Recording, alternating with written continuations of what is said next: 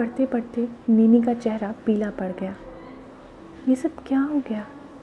मेरी बच्ची, नीनी को फ़ोन करना होगा। घड़ी की ओर देखा तो रात के 8:30 बजे थे। वहाँ तो रात का 1 बजा होगा। सोई हुई होगी। नीना की बेचैनी बढ़ती जा रही थी। उसने ईमेल को बार बार पढ़ा और फिर रिप्लाई पर क्लिक किया। डियर नीनी, मैंने ये क्या कर दिया? अनजाने में तुम्हें दुखी और निराश कर दिया। शायद भगवान भी मुझे इसके लिए माफ़ नहीं करेगा। सुबह का इंतज़ार नहीं कर पा रही। नीनी बेटे, तुम्हारे मन में ये क्या चल रहा था, मुझे ज़रा भी एहसास नहीं हुआ। यह कैसी माँ हूँ मैं? अपने आप पर ग्लानि हो रही है। कैसे बताऊँ कि मेरी सारी दुनिया तुम ही से है, सिर्फ तुमसे। काश तुम मुझसे बात कर लेती। और मेरा, उसने भी मुझसे बात नहीं की। एक बार पूछती तो सही।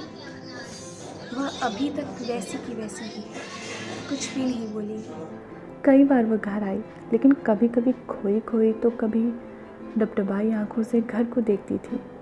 कई बार माँ बाबा के कमरे में जाकर कुछ पल अकेले खड़ी रहती थी। मैंने तो सोचा था कि मन भर आता होगा अपने मायके में आकर। कितनी यादें हैं जो हैं हम सबकी इस घर से। अब समझ आ रहा है मुझे सब कुछ। उससे भी बात करूँगी। अनजाने में मैंने तुम दोनों को ही दुखी किया है। तुम मेरे जीवन में उस कोई के बारे में जानना चाहती हो ना? मैं बताती हूँ।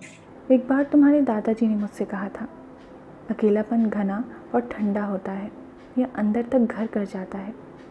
इस पर मैंने उन्हें कहा था कि सदियों से इंसान के जीवन में उथल पुथल होती रही है, फिर भी लोग जिंदा रहते हैं तो मैं भी रह सकती हूँ। उनकी वह बात वर्षों बाद अब समझती हूँ। नीली समुद्र की गहरी गर्जना के बीच ठंडी रेत पर चलते हुए मैंने जाना कि अकेलापन कितना गहन होता है। लहरों को क्षितिज की ओर वापस भागते देख मैं भी राज से मिलने के लिए तरसने लगी। आंगन में चिड़ियाँ चहचहाती नहीं बल्कि चीखती सी लगती हैं। मेरी खंडित जिंदगी जैसे मुट्ठी में बंद रेत सी है। मुट्ठी कितनी कसो, रेत उतनी ही फिसलती जाती है। राज तो मेरे वह प्रकाश पुंज है जिससे मैं रोशन हूँ। बस अपने उस गहरे अकेलेपन की चादर में मैंने उनके एहसास भर लिए। वह दिल में थे लेकिन सामने नहीं थे। तो मैंने राज को अपने आसपास जिंदा कर लिया।